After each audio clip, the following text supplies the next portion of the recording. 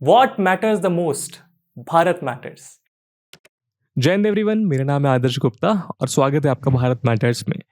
दोस्तों, जरा इस ग्राफ पर नजर डालिए। ये हमारे देश के सभी स्टेट्स को 2011 के सेंसस ऑफ इंडिया के अकॉर्डिंग सेक्स रेशियो यानी यहाँ की पॉपुलेशन में हर 1000 मेल पर यहाँ की टोटल फीमेल्स के रिस्पेक्टिव कॉम्पोजिट रेशियो को असेंडिंग ऑर्डर में अरेंज करता है। और आसान भाषा में कहें तो हर 1000 मेल पर कितनी फीमेल्स उस पर्टिकुलर स्टेट्स में अवेलेबल हैं, वो ये ग्राफ दर्शाता है।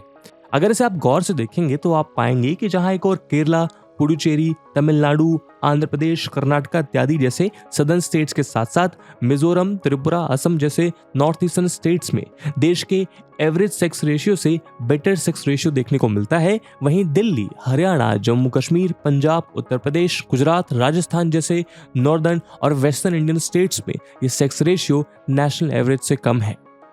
इसी तरह 2011 के सेंसस के अकॉर्डिंग देश में चाइल्ड सेक्स रेशियो को डिपिक्ट करने वाले इस मैप में भी हमें ऐसा ही पैटर्न देखने को मिलता है। अब आप शायद कहेंगे कि हाँ, देश की ये स्थिति चिंताजनक तो है, लेकिन ये बात तो पहले से ही काफी लाइमलाइट में है ना। इसे देखते हुए हमारे देश की सरकारों ने कन्या भ्रूण हत्या को रोकने के लिए कानून बनाने से लेकर बेटी बचाओ बेटी पढ़ाओ जैसे अवेयरनेस स्कीम्स तक चलाई हैं। तो आखिर इसमें नया क्या है? आफ्टर ऑल हमने मिलकर एक सोशल एविल या प्रॉब्लम को फिगर आउट कर लिया है और अब उसे सुधारने के लिए पॉजिटिव एफर्ट्स किए जा रहे हैं। यही कारण है कि NFHS 5 के लेटेस्ट डेटा में ये बात सामने आती है कि देश में चाइल्ड सेक्स रेशियो में सुधार भी देखने को मिला है। लेकिन इस टेबल पर भी नजर डालते ही ना हमें एक टोटली डिफरेंट पिक्चर नजर आती है। 1951 के ऑफिशियल सेंसस में दिए इस डेटा के अकॉर्डिंग देश की आबादी में सेक्स रेशियो को लेकर ये नॉर्थ वर्सेस साउथ का कॉन्ट्रास्ट और भी ज्यादा प्रोमिनेंट है। जहां अगर हम सेक्स रेशियो के इस डेटा पर गौर करें तो हम पाएंगे कि उस समय केरला में आंकड़ा 1028, तमिलनाडु में 1007, पुडुचेरी में 1030 और नॉर्थ ईस्ट के मणिपुर में 1036 और मिजोरम में 1041 था। वहीं जम्मू एंड कश्मीर में ये 873, हरियाणा में 871, पंजाब में 844, उत्तर प्रदेश में 908, राजस्थान में 921 और हिमाचल प्रदेश में 912 था। यहाँ तक कि सेक्स रेशियो के 1951 के डेटा को एनालाइज करने के साथ साथ अगर हम नॉर्थ वर्सेस साउथ की इस डिबेट को एक सेंचुरी पीछे भी जाकर देखें तो भी हम पाएंगे कि एक गर्ल चाइल्ड के लिए नॉर्थ इंडिया के बजाय साउथ इंडिया में सर्वाइवल के चांस ज्यादा रहे हैं। फॉर एग्जाम्पल, अलग अलग रिपोर्ट से अवेलेबल डेटा के आधार पर बने इस एक्स्ट्रापोलेटेड मैप को ही देख लीजिए, जो 1990 से लेकर 1911 के बीच इंडिया के सेक्स रेशियो को डिपिक्ट करता है, जिसमें नॉर्थ वर्सेस साउथ के बीच एक क्लियर कंट्रास्ट देखने को मिलता है।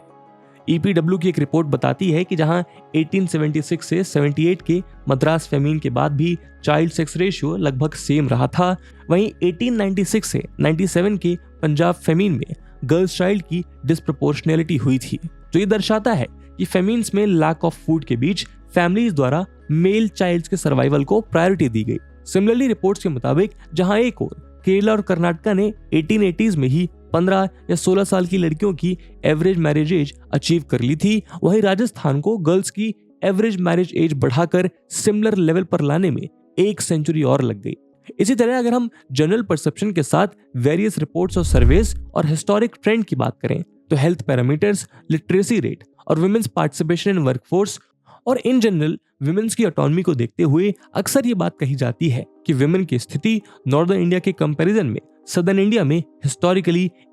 काफी बेहतर रही है। यहाँ तक कि नॉर्थ ईस्टर्न इंडिया भी इस ट्रेंड में सदर्न इंडिया के साथ खड़ा दिखाई देता है। यही कारण है कि जहां नॉर्थ इंडिया में मेल और फीमेल के बीच गैप ऑफ एजुकेशन नॉर्थ में 26% है, वहीं साउथ इंडिया में ये 9% ही है। हालांकि बीते कुछ दशकों में इस कॉन्ट्रास्ट में काफी हद तक कमी आई है,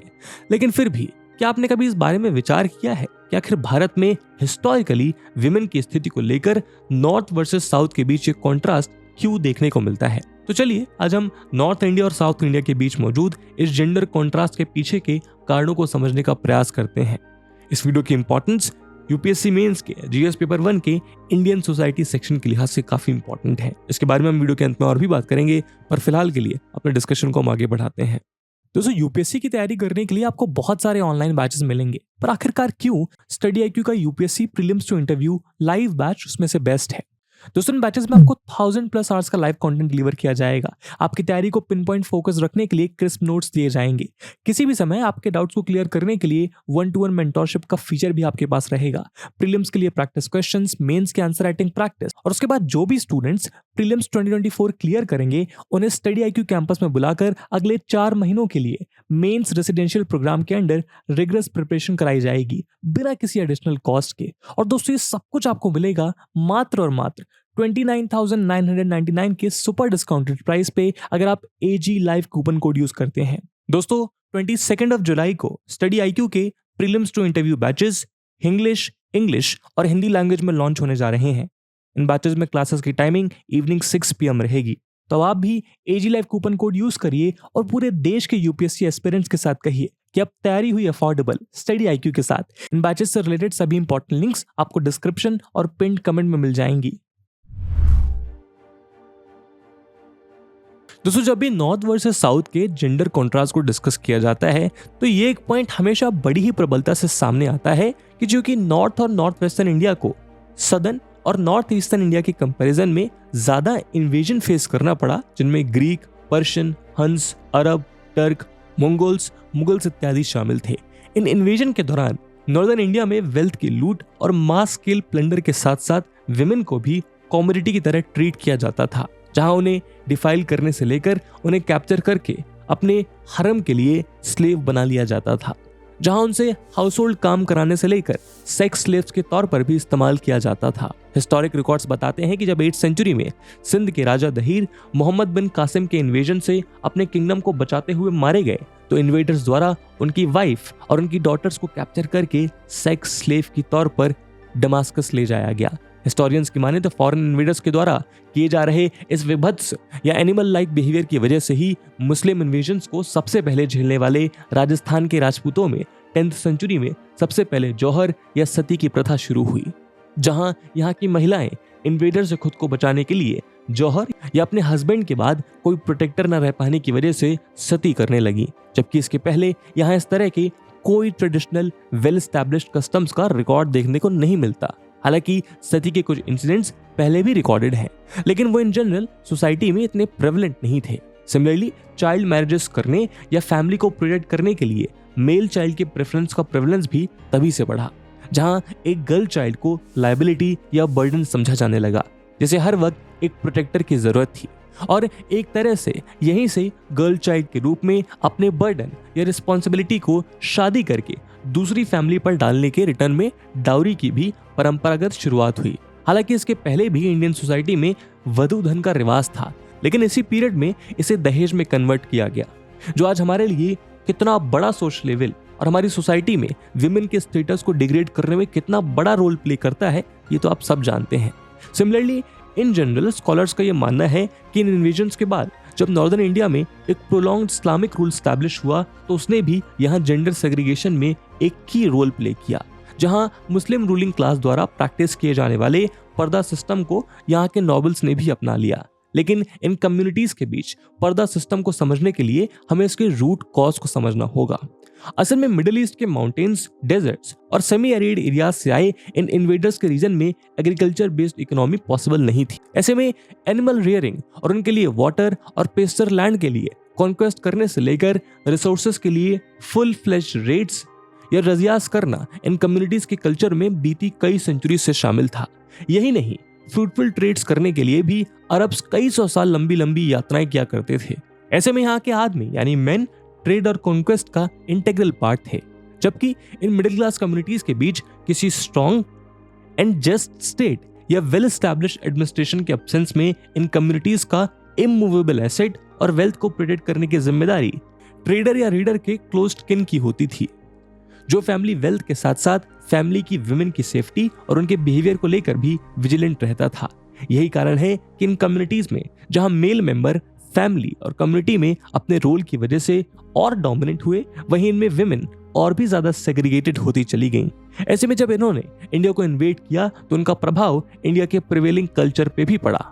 हालांकि कुछ स्कॉलर्स हिंदुओं द्वारा स्टार्ट की गई इस प्रैक्टिस को मुस्लिम्स और हिंदूज के बीच इंटरमिक्सिंग ऑफ कल्चर कम और इस पीरियड में इनसिक्योरिटी की वजह से खुद को ब्लेंड इन करने की कोशिश ज्यादा मानते हैं, जहां हिंदू फीमेल्स भी मुस्लिम कस्टम्स के अकॉर्डिंग ही खुद को पर्दा या घूंघट एक्वायर किए हुए एक रिस्पेक्टफुल नोबल लेडी के तौर पर रिप्रेजेंट करना चाहती थी, ताकि उनका फोर्सफुल अबडक्शन ना हो। Similarly women undue attention grab ना करें, इसलिए उन्हें जनरल पब्लिक व्यू से अलग रखा जाने लगा। और जिस तरह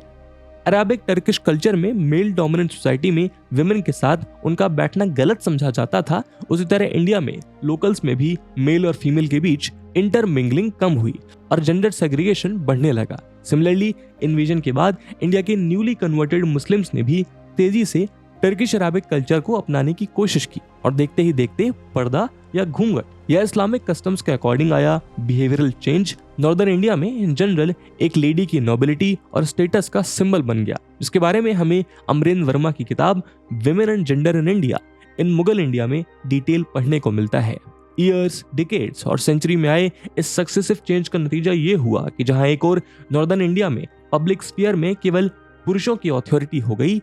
वहीं खुद की सेफ्टी, फैमिली की नोबिलिटी और अपनी इमेज को मेंटेन करने के लिए पर्दा और घूंघट के पीछे विमेन घर की चार दीवारी में बंद हो गईं और धीरे धीरे यही नॉर्म हो गया, जिससे सोसाइटी और भी ज्यादा पैट्रियार्कल बनती चली गई। नतीजा ये हुआ कि खास तौर पर नॉर्थ इंडिया में विमेन पिछड़ती चली गईं और सोसाइटी में उनका सोशियो इकोनॉमिक स्टेटस भी डिग्रेड हुआ, जबकि इसके उलट सदर्न और नॉर्थ ईस्टर्न इंडिया नॉर्थ के कंपैरिजन में कई सौ साल तक अपने कल्चर और अपने सोशल स्ट्रक्चर को इंटैक्ट रख पाया। नतीजा ये हुआ कि यहाँ इन इन्वेजन्स का असर नहीं पड़ा। वहीं दूसरी ओर पर्दा प्रथा का इंडियन विमेन पर कितना बुरा असर पड़ा, इसका डिटेल्ड अकाउंट हमें पेट्रिशिया जेफरी की किताब frogs and a well Indian women in purdah में देखने को मिलता है। इसके चलते नॉर्थ इंडियन विमेन इकोनॉमी में पार्टिसिपेशन से लेकर अपनी लाइफ के फैसले खुद करने तक में पीछे रह गईं। इंडिया ह्यूमन डेवलपमेंट सर्वे के 2004-05 के डेटा के अनुसार आज भी जहां तमिलनाडु, आंध्र प्रदेश और कर्नाटका में पर्दा या घूंघट का प्रेवलेंस महज 10 से 12% है, वहीं यूपी, बिहार, मध्य प्रदेश और राजस्थान में ये 85% से भी ज्यादा है। अगर हम आज की सोसाइटी की भी बात करें तो गर्ल चाइल्ड को घर की इज्जत से जोड़कर देखना और ऑनर किलिंग तक कर देने की सोच की जड़ें भी हमें नॉर्दर्न इंडिया की कॉम्प्लेक्स हिस्ट्री में देखने को मिलते हैं। मगर नॉर्दर्न इंडिया में ये जेंडर कॉन्ट्रास्ट केवल इन इन्वेडर्स की वजह से नहीं हुआ, बल्कि इसके पीछे कुछ इकोनॉमिक रीजंस भी थे। दोस्तों, लंदन की फेमस किंग्स कॉलेज में senior lecturer in the social science of development doctor Alice Evans अपने रिसर्च पेपर में ये बताती हैं कि भारत में नॉर्थ वर्सेस साउथ के इस सेक्स रेशियो के डिफरेंस के पीछे यहाँ का क्रॉप पैटर्न भी एक बड़ा कारण है। असल में सदर्न और नॉर्थ ईस्टर्न इंडिया की क्लाइमेटिक कंडीशंस की वजह से हमेशा से राइस यहाँ की स्टेबल डाइट का हिस्सा रहा है, जबकि नॉर्थ में ये स्थान वीट का है। यही कारण है कि ट्रेडिशनली सदर्न और नॉर्थ ईस्टर्न इंडिया में वीट के कंपैरिजन में राइस कल्टीवेशन को ही प्रायोरिटी दी जाती है। अब अगर आप राइस कल्टीवेशन को वीट कल्टीवेशन से कंपेयर करें तो राइस कल्टीवेशन ज्यादा लेबर इंटेंसिव होता है, जिसे ग्रो करने के लिए यहाँ के पुरुषों के साथ साथ महिलाओं को भी फील्ड में काम करना पड़ता है, जिसकी वजह से सदर्न और नॉर्थ ईस्टर्न इंडिया में हमेशा से महिलाएं एग्रीकल्चर, जो कि ट्रेडिशनली मासेस की प्राइमरी इकोनॉमिक एक्टिविटी थी, उसमें पुरुषों का हाथ बटाती रही हैं।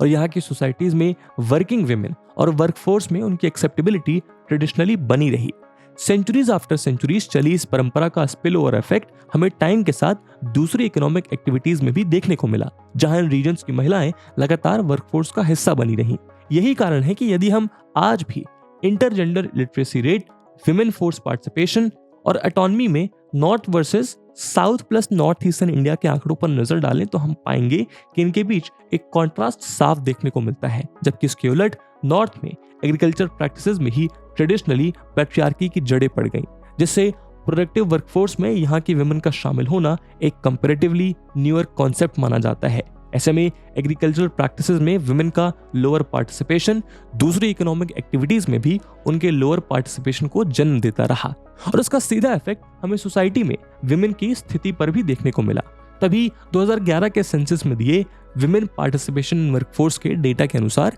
जहां आंध्र प्रदेश में ये 36%, तमिलनाडु में 31.8%, कर्नाटका में 31.9%, महाराष्ट्र में 31%, सिक्किम में 39.6%, अरुणाचल प्रदेश में 35.5%, वहीं यूपी में 16.7%, पंजाब में 13.91%, हरियाणा में 17.8% और जम्मू कश्मीर में ये 19% था। ऑब्वियसली आज स्थिति वैसी नहीं है, और अगर हम लेटेस्ट डेटा देखें तो विमेन के वर्कफोर्स पार्टिसिपेशन में ये रीजनल सेग्रीगेशन भी अब कम होता दिखाई दे रहा है। दोस्तों, इसी तरह डॉक्टर इवांस अपने रिसर्च पेपर में नॉर्थ इंडिया के पेस्टोरल एक्टिविटीज को भी इस जेंडर कॉन्ट्रास्ट से जोड़कर देखती हैं, जहां उनका मानना है कि नॉर्दर्न इंडिया की कुछ डोमिनेंट ट्राइब्स जैसे गुज्जर, जाट,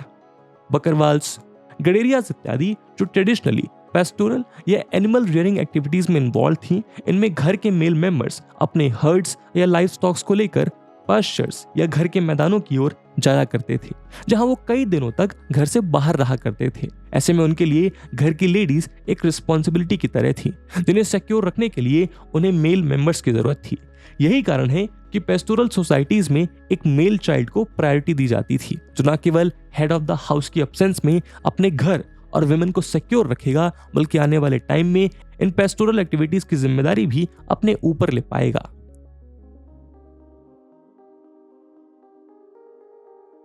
दोस्तों, इंडिया में सॉइल और सेक्स रेशियो के बीच एक अनोखा कोरिलेशन हमें हजारिका, झा और सारंगी द्वारा पब्लिश्ड एक रिसर्च पेपर में भी देखने को मिलता है, जिसके अनुसार देश का वो हिस्सा जहां सॉइल प्रोडक्टिविटी हिस्टोरिकली कम रही है या जो एरिड और रेनफेड है, वहां गर्ल चाइल्ड डेथ्स भी ज्यादा देखने को मिली है। इसी कोरिलेशन का एक प्राइम एग्जांपल हमने अपने वीडियो की शुरुआत में देखा, जहां 19th सेंचुरी में मद्रास और पंजाब में आए फेमिन्स के दौरान पंजाब में गर्ल चाइल्ड्स की डिस्प्रपोर्शनेट डेथ्स देखने को मिली, जिसका कारण ये था कि जब रिसोर्सेज पर्टिकुलरली स्कार्स हो जाते हैं तो यहाँ की पेट्रिलिनियल थिंकिंग के अकॉर्डिंग बॉय चाइल्ड को फ्यूचर ब्रेड विनर और उत्तराधिकारी होने की वजह से सर्वाइवल के मामले में गर्ल चाइल्ड की कंपैरिजन में प्रायोरिटाइज किया जाता है, जहाँ की एरिड सॉइल कॉम्पोजिशन और लोअर प्रोडक्टिविटी की वजह से फ्रीक्वेंट फेमिन्स में स्कार्स रिसोर्सेज को बॉय चाइल्ड पे स्ट्रेटेजिकली इन्वेस्ट करने की थिंकिंग नॉर्मलाइज हो चुकी है।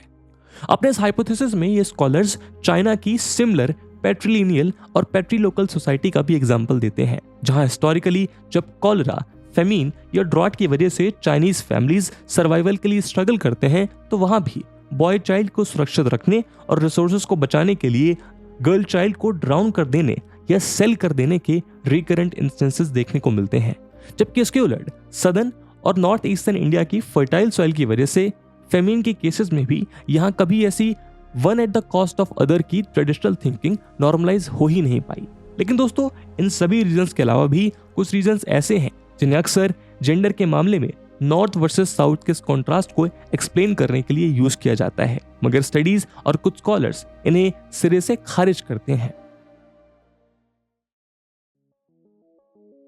अक्सर साउथ की कुछ कम्युनिटीज जैसे नायर्स और बंट्स और नॉर्थ ईस्टर्न इंडिया की कुछ कम्युनिटीज जैसे गारो और खासी में मौजूद मैत्रिलिनी को यहाँ के बेटर जेंडर रेशियो से जोड़कर देखा जाता है, मगर स्कॉलर्स ऐसा नहीं मानते, क्योंकि ये बात सही है कि इन कम्युनिटीज में विमेन रिलेटिवली ऑटोनमस रहती हैं, साथ ही नॉर्थ के कंपैरिजन में उन्हें काफी अधिक फ्रीडम मिलती है। लेकिन सदर्न या नॉर्थ ईस्टर्न पॉपुलेशन में इन मैट्रिलिनियल कम्युनिटीज का माइनॉरिटी स्टेटस इंडिया के रीजनल डाइवर्जेंस को एक्सप्लेन नहीं करता, क्योंकि तमिलनाडु, तेलंगाना और आंध्र प्रदेश पेट्रिलिनियल होने के बाद भी जेंडर रोल्स में सिमिलर ट्रेंड फॉलो करते देखे जा सकते हैं। इसी तरह कुछ स्कॉलर्स साउथ में कजन मैरिज या इंट्रा विलेज मैरिज के प्रेवलेंस को भी सदर्न इंडिया में विमेन के बेटर स्टेटस के लिए जिम्मेदार मानते हैं, जहां उनका कहना है कि अपनी ही फैमिली या विलेज में शादी होने से विमेन अपने पेरेंट्स का ध्यान रख पाती हैं। ऐसे में पेरेंट्स के लिए स्पेसिफिकली सन पर ही अपने ओल्ड एज में केयर गिवर की रिस्पॉन्सिबिलिटी निभाने के लिए डिपेंडेंट नहीं रहा जाता, जिसकी वजह से वो सन और डॉटर में कोई डिफरेंस नहीं करते। नतीजा ये होता है कि डॉटर को भी सन जैसा ही समझा जाता है। अब आपको सुनने में शायद ये लॉजिक अप्रोप्रिएट लगे। ऑल ओवर गौर करें तो मुस्लिम रिलीजन और नॉर्थ की कुछ कम्युनिटीज में भी कजन मैरिज प्रैक्टिस प्रेवलेंट है, लेकिन इन कम्युनिटीज में जेंडर को लेकर ऐसा कोई कोरिलेशन देखने को नहीं मिलता। इसी तरह स्कॉलर ब्रिटिश कॉलोनियल पॉलिसीज को भी इस कॉन्ट्रास्ट के लिए जिम्मेदार मानते हैं, लेकिन नॉर्थ वर्सेस साउथ के बीच इसके लिए भी कोई स्पेसिफिक कोरिलेशन देखने को नहीं मिलता। इसका कारण यह है कि स्कॉलर्स का मानना है कि यदि हम इंडिया के डिफरेंट स्टेट्स को ब्रिटिश रूल द्वारा गवर्न नंबर ऑफ ईयर्स के बेसिस पर मैप करें तो यहां हम नॉर्थ वर्सेस साउथ का कोई क्लियर डिमार्केशन नहीं देख पाएंगे। दोस्तों, अगर हम इस नॉर्थ वर्सेस साउथ की डिबेट से आगे बढ़ें तो क्या आपने हाल ही में वर्ल्ड इकोनॉमिक फोरम द्वारा रिलीज की गई ग्लोबल जेंडर गैप इंडेक्स पर गौर किया है, जिसमें भारत ने बीते साल के कंपैरिजन में 8 रैंक्स इंप्रूव करी हैं, लेकिन फिर भी इसमें भारत 127th रैंक पर है। जी हाँ, अपने पड़ोसी बांग्लादेश जो 59 नंबर पर है, चाइना 107 नंबर पर, नेपाल 116, श्रीलंका 115 और भूटान 103 नंबर पर है। इन सब से भारत कहीं पीछे है, जो ये दिखाता है कि भले ही इंटर रीजनल लेवल पर हम खुद को नॉर्थ वर्सेस साउथ में बांटकर खुद को दूसरे से बेहतर दिखा लें, लेकिन अगर हम कंप्रहेंसिवली देखेंगे तो हम दुनिया से काफी पीछे खड़े हैं। ऐसे में इस नॉर्थ वर्सेस साउथ के कॉन्ट्रास्ट को देखकर हम अपने पास्ट से सबक सीखने का काम कर सकते हैं। लेकिन यदि हमें आगे आना है और अपने देश की आधी आबादी यानी विमेन को उनका उचित स्थान दिलाना है, तो हमें मिलकर काम करना होगा, जिसमें कोई नॉर्थ या साउथ का डिवीजन मुमकिन नहीं है, क्योंकि तभी हम अपने भारत को आगे ले जा पाएंगे। और इसी उम्मीद के साथ आज के वीडियो को हम यहीं विराम देते हैं। इस पूरे डिस्कशन में आपके क्या ओपिनियन है कमेंट सेक्शन में जरूर साझा करिएगा। आई होप आपको वीडियो पसंद आई होगी, और अगर पसंद आई है तो अपने दोस्तों के साथ शेयर करना मत भूलिएगा। मिलते हैं अगले वीडियो में, तब तक के लिए जय हिंद, जय भारत।